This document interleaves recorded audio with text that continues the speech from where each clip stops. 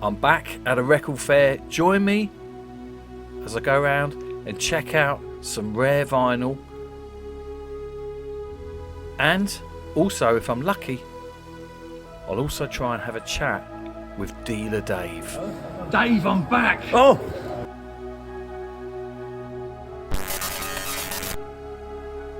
So I'm back at one of my favourite record fairs, the ASHTEAD Record Fair.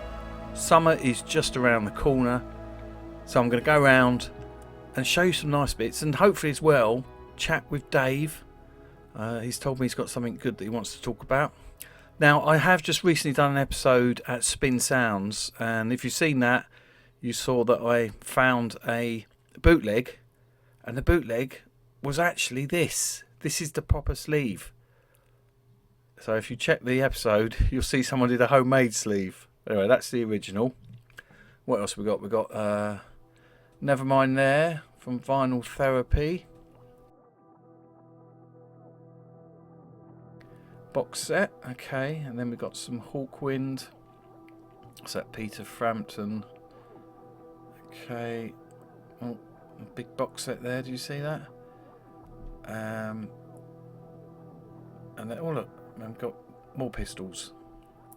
More pistols. I want to find some more rare pistols, and I want to find some Adamant today as well. But let's see what we got here. So we got the Clash there. Depeche Mode. What's it? This is a punk and new wave box. Okay. And indie. Okay. So Depeche Mode, New Life. 12. And the Clash. Stranglers. Now, I did actually say on the channel that I wasn't a massive fan of the Clash, and someone got very upset. So yeah, I'm not a massive fan of the Clash. They're okay, but yeah, I like lots and lots of stuff. I don't just cover punk and new wave, I cover all sorts. Right, so what have we got here? Oh, pound box. Let's have a look, see what we got here.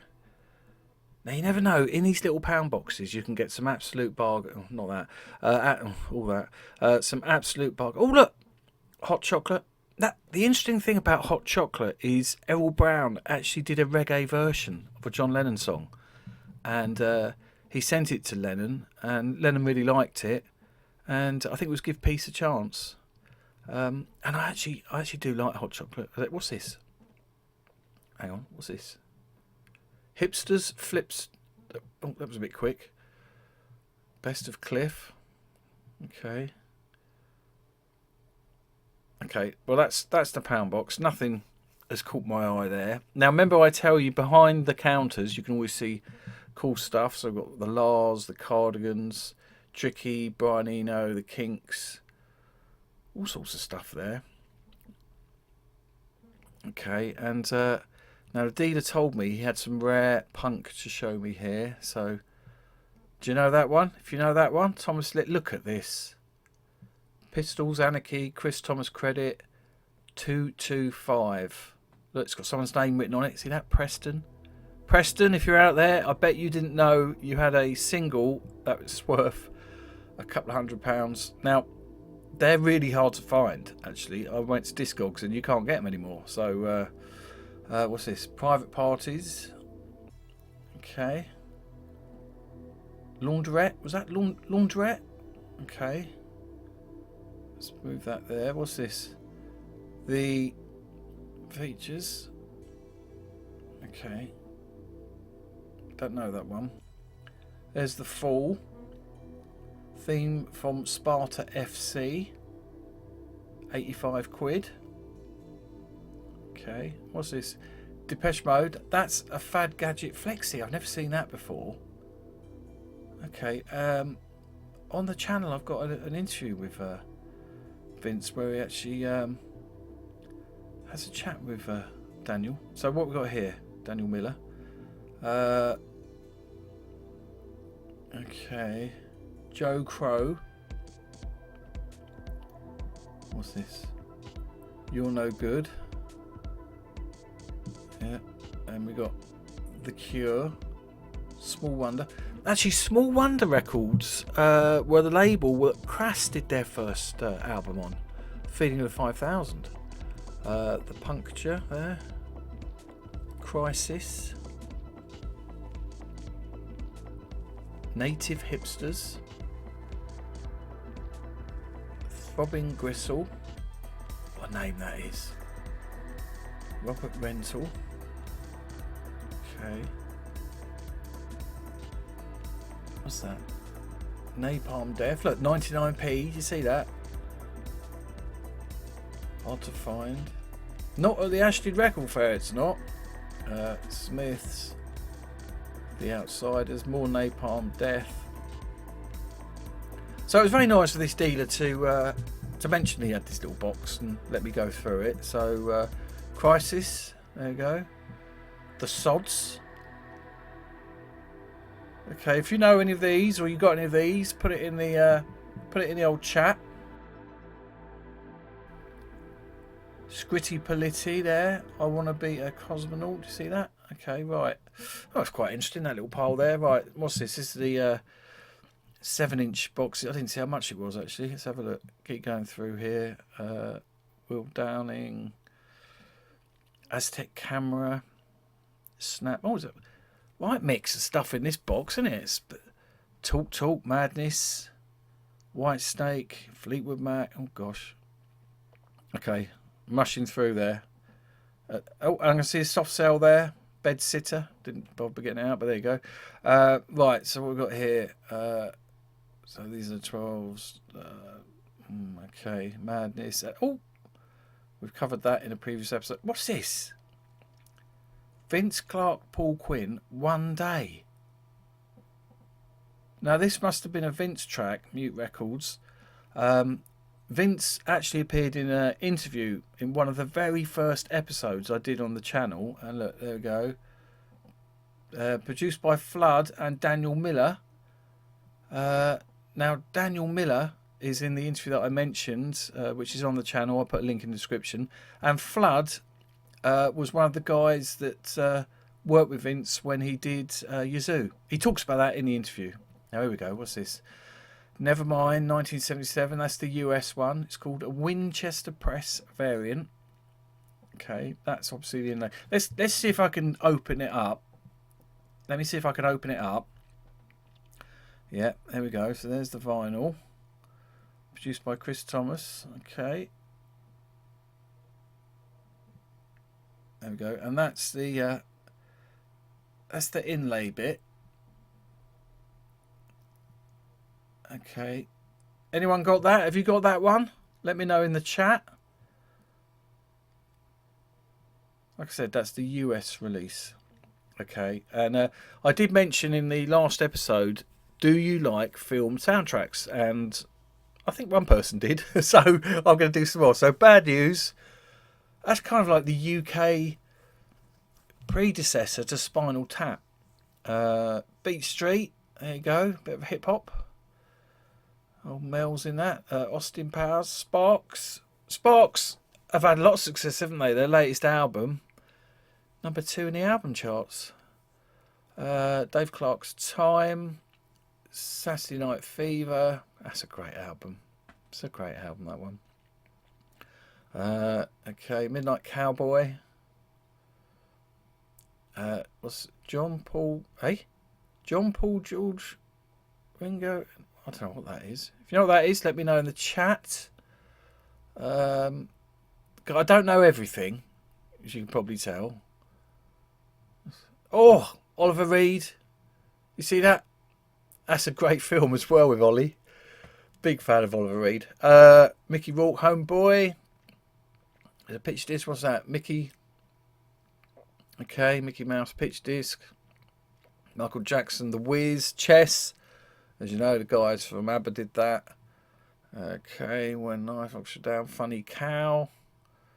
What's this? Hollywood Things. Okay, go on. Absolute Beginners, Footloose, and Hitchhiker's Guide to the Galaxy. Okay. Oh, and Dracula. We featured that. We'll feature that on another one. Right, and over to my CD. So we've got Velvet Underground, Sweet. Love a bit of Sweet. Toy Dolls there. Another bleeding best of, it says there. See that? There's Johnny Thunders was that, and Sparks. You see that? Okay. That's such great artwork. That's Hippopotamus by Sparks.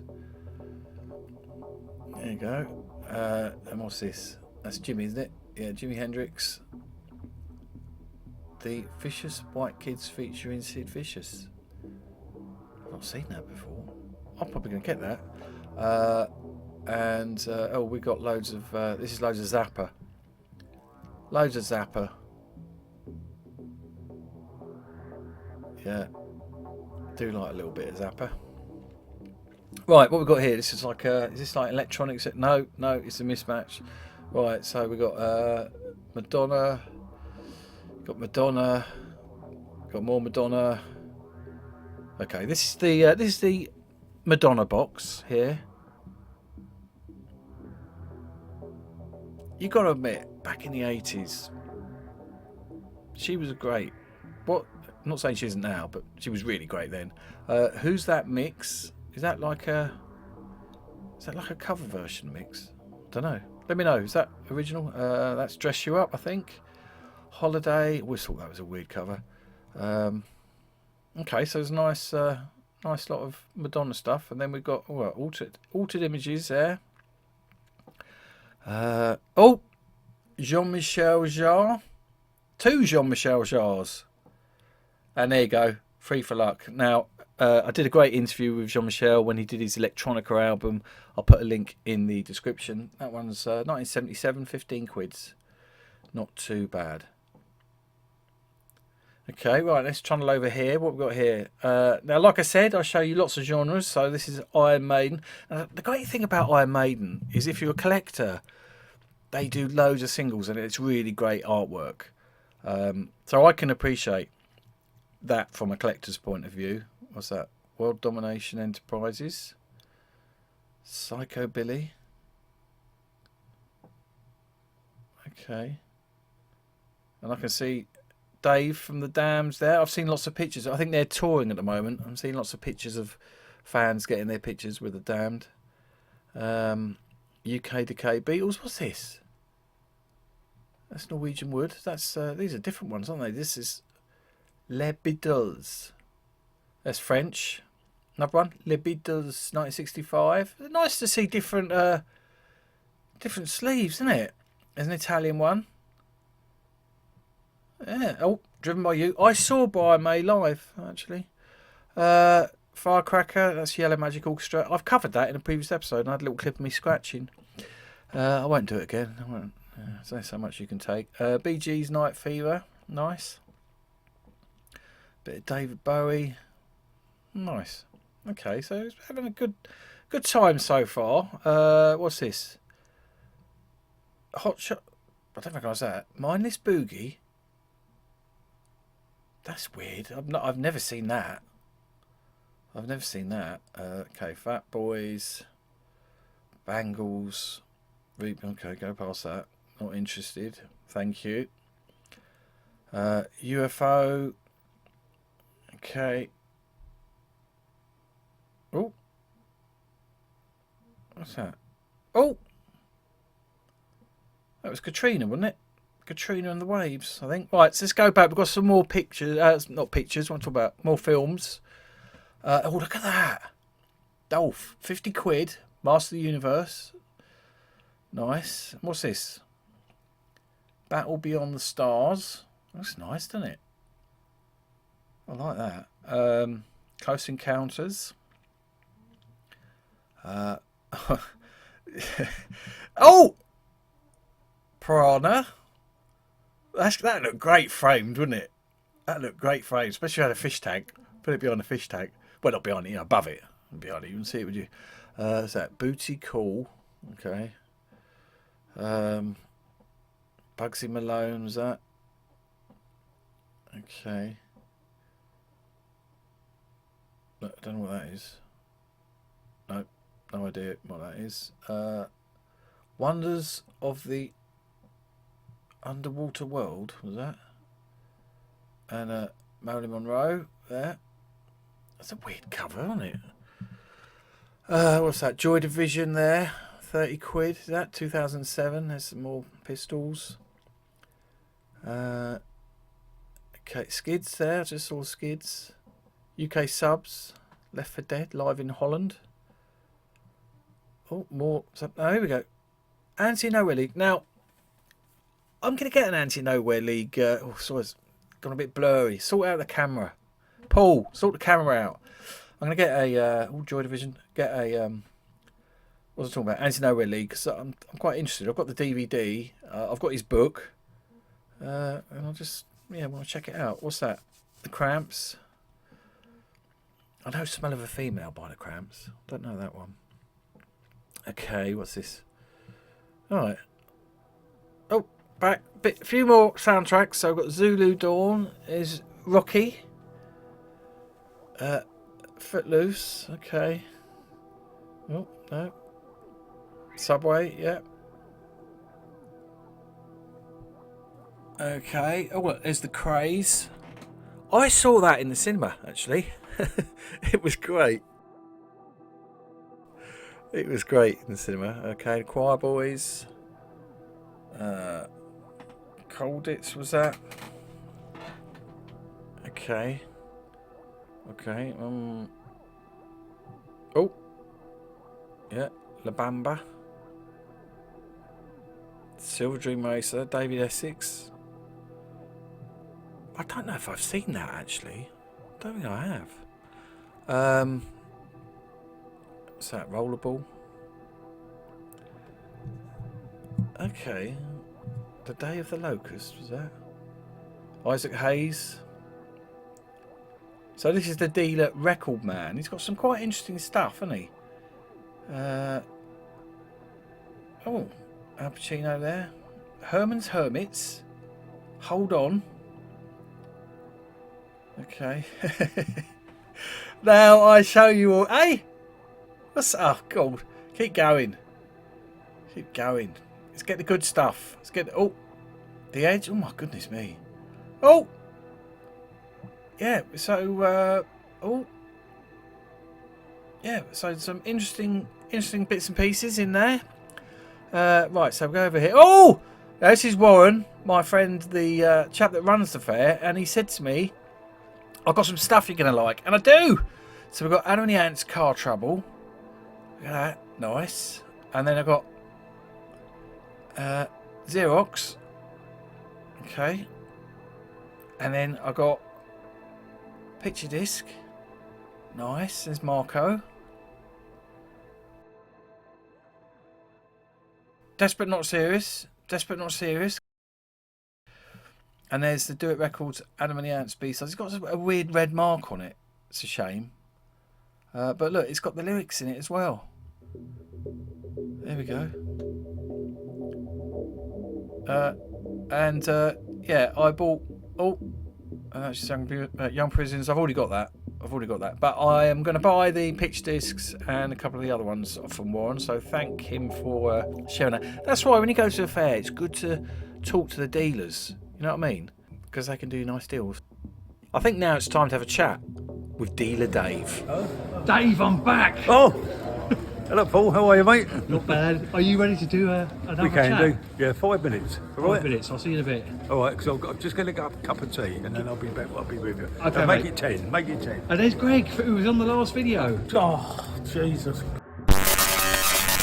Excuse me. Where are we going? Well, go out the back.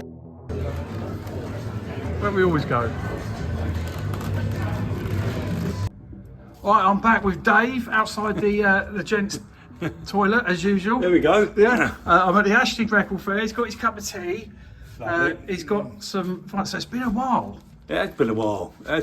Unfortunately, I haven't really been able to refresh my stock lately. So, had we done it on the last fair, Yeah. I don't think I would have had anything that interesting to Well, say. you told me no, I can't do it this time, so I had to do it. So, but today, let me just tell you about today.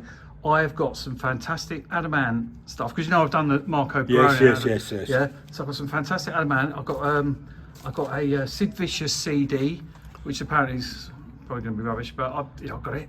And what else did I get? I got a few other little bits, but yeah, but you've got some stuff. Let's have a little chat. What I'm going to do today is concentrate on just one band. Oh, Right, and they weren't a particularly successful band of the 60s. Right. But they left an impression. a mark. They've left an impression on 60s, mainly due to the members that passed through their ranks. Oh, Right, so the band I'm talking about is the RIOT SQUAD. the RIOT SQUAD. Yeah, they were formed in 1964. Yeah. And they were under the tutorage, if you like, of a bloke called Larry Page, who was I've heard that name. he was an infamous impresario and that back in the early to mid 60s.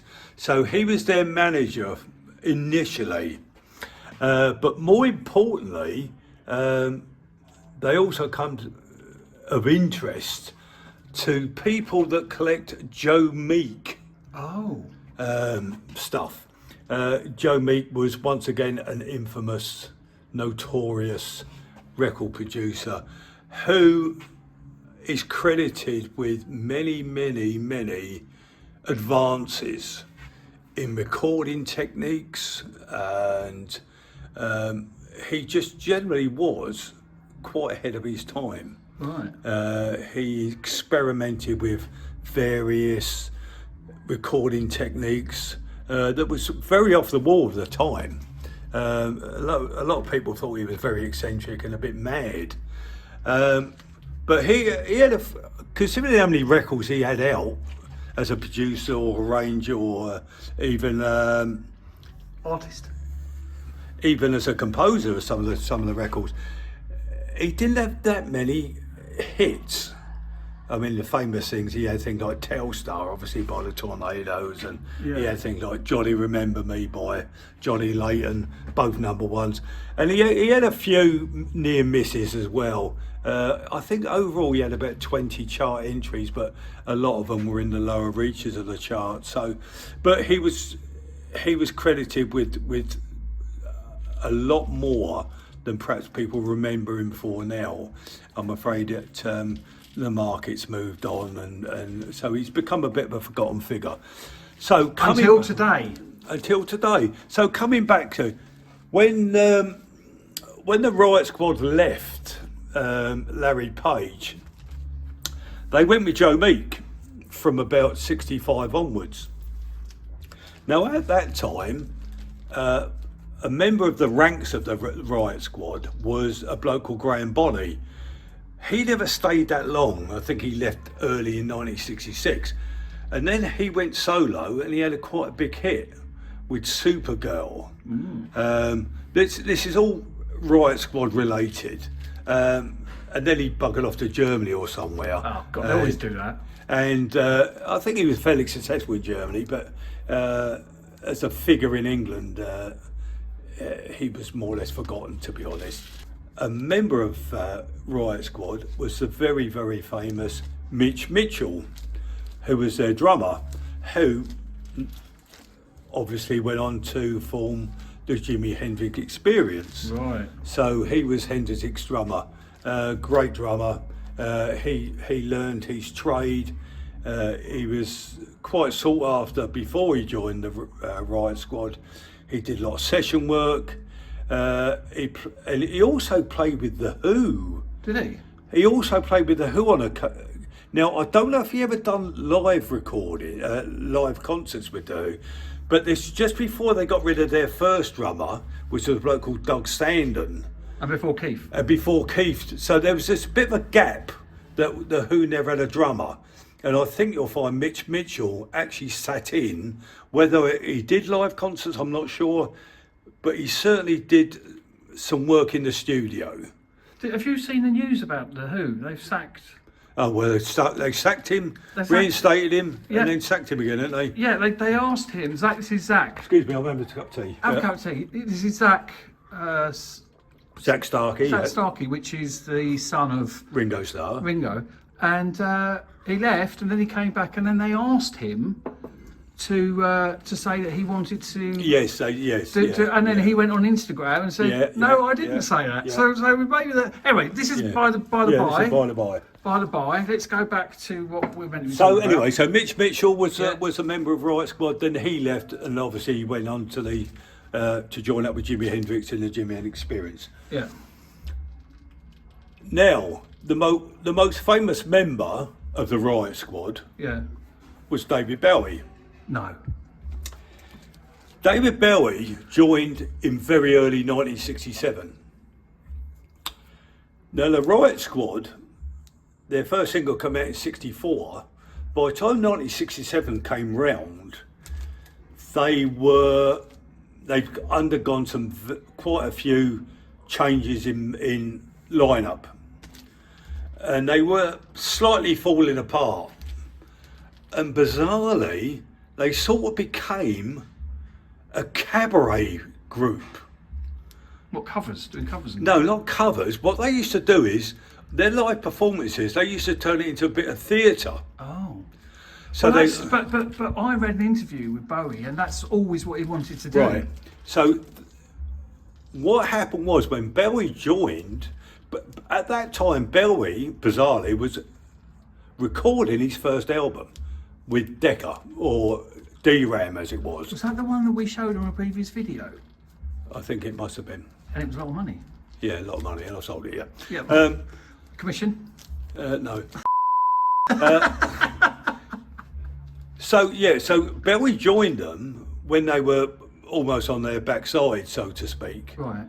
And all their live gigs suddenly turned into theatre. Yeah. And Bowie, at that time, had a huge influence on what they were doing on stage. Right. Which manifested itself with Bowie's later incarnation when he started doing mime and stuff like that. So Bowie introduced a lot of theatricals to their live show. Yeah. You think about Bowie, he's always a character, isn't he? Yeah. His first few albums, Man Fell to Mars and Man Fell to Earth. No, the thing about it, there's a lot of debate about whether Bowie actually appeared on any Riot Squad singles. Right. I mean, they finished recording in 1967. I mean, Bowie only stayed a couple of months, if I remember. So he was a vocalist, was he? Well, he played saxophone at that time. Did he? Yeah. Well, Bowie's known as a saxophone. When he was in his first band, the Comrades. Right. He was a saxophonist. Was he? Yeah. I mean, I think he even played. It was either on the Freddie Mercury Memorial Concert or Live Aid, or one of them anyway. Yeah. And Bowie actually starts playing saxophone. Does he? So Bowie only stayed a couple of months with them because, as I say, he was trying to start his solo career, even though he'd had records out prior to this anyway. Right. Davy Jones, wasn't it? It's Davy Jones, yeah. I'm going to change his name because and Davy Jones and the King Bees, and yeah. So anyway, so he was with them a couple of months, and the big debate, as I say, was did he actually appear on any record? Now the general consensus is no, he did not appear on any Riot Squad record, but apparently he did do some recording with the Riot Squad, and those recordings actually appeared in 2012 in an album. And I've got it written down. I can't remember it offhand. No. It was called. Check your notes. It was called The Last Chapter. Right. Come out in 2012. On CD? I've no idea. Oh. Ask me something I don't know. I'll find out if it's on CD and I'll put a thing on the screen. Right. So. So what's he doing? Is he playing saxophone on that? I've no idea. Oh. I've no idea. So that's it. So these three records. Right. Are by the Riot Squad. Okay, so that's... No, those two records. Got to be a first time. It's got a date on it. Well, the big debate about this record, it came out in 1967. It came out in January 1967. Now, if you're a Joe Meek aficionado, the big debate is, did Joe Meek produce this record? Because Joe Meek committed suicide in February 1967. Oh, month after that come out? This came out January. See, the thing is, that got recorded, according to my investigation, in October 1966. That came out in January 1967. And he committed suicide in February. He committed suicide. So that come out, and then he See, committed suicide. coming back to the Joe Meek thing, Yeah. the big debate is, did Joe Meek produce this? Because Joe Meek's got no credit Nothing. on this record. Now, if you could guarantee that Joe Meek appeared on this, and the general argument is that he did, but why he never got credit on the label, I've no idea. If you look at this one, this is before he went with Joe Meek anyway. Or no, tell a lie. No, tell a lie. I've got that wrong. Oh. No, this is, as you can see from the B side. Look at the credit. This. Hang on, I can't read that. This. The RIOT's Meeksville. Meeksville. Well, that was Joe Meek's publishing company. Right. Right. So that assures people that Joe Meek he had his fingers all over this. Now this, I do. Now you're mentioning this, I do remember seeing a documentary about him. And he's got like a bath or something, and he's mucking about and creating. He used to do some amazing things. He used to record people in the toilet. That's right. But didn't he think... He lived in a flat above a shop in Holloway Road in North London. That other bloke nicked his ideas? Well, you know the one that's got done for the big hit that he had was Telstar by the Tornadoes. Yeah. And that was the subject of a court case for about 3 years. When it came out, some bloke claimed credit for it. He said that what's it called? Usurped the idea. Yeah, but Phil Spector, apparently, he was scared that he was nicking his ideas as well. So, am I right on that? Do you know about that? Who? Phil Spector.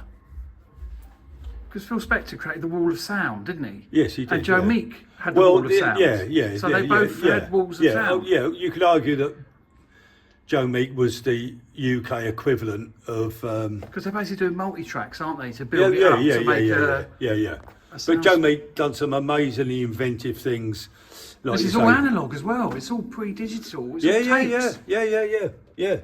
Now this is a RIOT SQUAD acetate. Oh. Now, for anybody who don't know what an acetate is, Right. this is the very first example of a recording. So this is what would happen in the studio. So this is a rough mix of a record.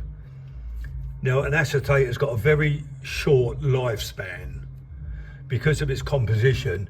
It's only probably available to play about 30 times. What, and then it wears out? And then it wears out. Does it? Yeah. This is an acetate. Oh my God. See, what happens is this is all lacquer, Yeah. and the lacquer starts coming off. So you can only play it 30 times? Roughly, yeah. You can't play that record indefinitely. Put it like that. I think they're varying lifespans. I didn't know that. But as you can see on this, it's inconclusive. Or it is proved conclusively that Joe Meek had his fingers all over this. Yeah. Okay. So what they normally did is the artist would normally take that home and play it, and if he was happy with it, then they'd record it like it. Or generally speaking, they would say, no, I'm not happy with that, let's do it again. So, and these are very rare. Acetates are very rare because, as I say, they're quite brittle. They're very soft as well. The surface of them are very soft, so they break down very easy. So, so that's a RIOT SQUAD really. Just funded by Wendy's Tea. Yeah, they're just a footnote in 60s pop really. But when you factor in three of the biggest names in 60s pop, stroke 70s pop, so you got Mitch Mitchell was a band member, went on to great things with Hendrix. You got Joe Meek, record arranger, record producer extraordinaire. And then you got Bowie's involvement, albeit very short involvement in the RIOT SQUAD. So, so that's the RIOT SQUAD. Really, I mean, they sort of limped on, I think, till about 69, I think, and they had many changes in personnel. Did they? Yeah, and I think they were scrapping around for gigs, and the yellow demo that I showed you, I think that was their last recording. They do appear occasionally on retrospective things, you know, CDs like the mod era or, you know, 60s obscurities and that. So they do appear occasionally, but Riot Squad sounds like punky, doesn't it? who? It doesn't sound like a 60s band, like, you know, Beatles, Rolling Stones, and then you got Riot Squad. I mean, Riot Squad's like Vice Squad, isn't it? The old punk, you know what I mean? But, you know, back in the day, you know, there was so many venues that were open. I mean, unlike today. I mean, that's a big controversy today. All the live venues keep shutting down for varying reasons. I mean, you've got to pick up any biography. I've read the Who biography recently, and it details all their gigs. They used to play in pubs, didn't they? There's no pubs anymore. Unbelievable. Some of the venues they played, youth clubs, Yeah. unbelievable It's like places. the Jam played the youth club. Yeah, Jam course, yeah. played youth club. Jam played all sorts. In fact, that's all on the Tufty Tour video, which you can see on the channel. Link in description.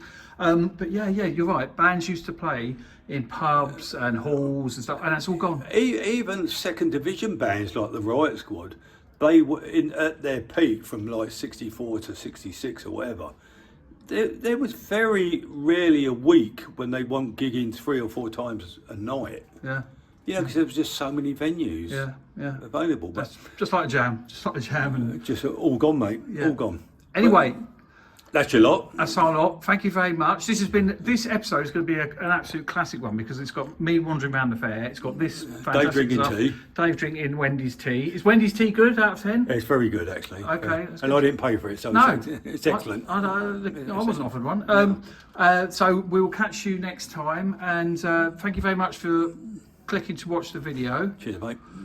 Thank you for your time. And did you know that Greg got involved in the last video? So I believe. I haven't watched it. My stomach wouldn't take it. Yeah. Greg's in it. He was very rude and told me to go. It's difficult. Well, thank you, Dave. Paul, thanks a lot, mate. All right. Take care. And there you have it. So that was the ASHTEAD Record Fair in May. Can you go now? Now! Charming as ever. Anyway, I hope you've enjoyed this episode. If you have, please like, comment, subscribe, share the show with your friends. Got loads more episodes coming up over the summer, so please check out the next one.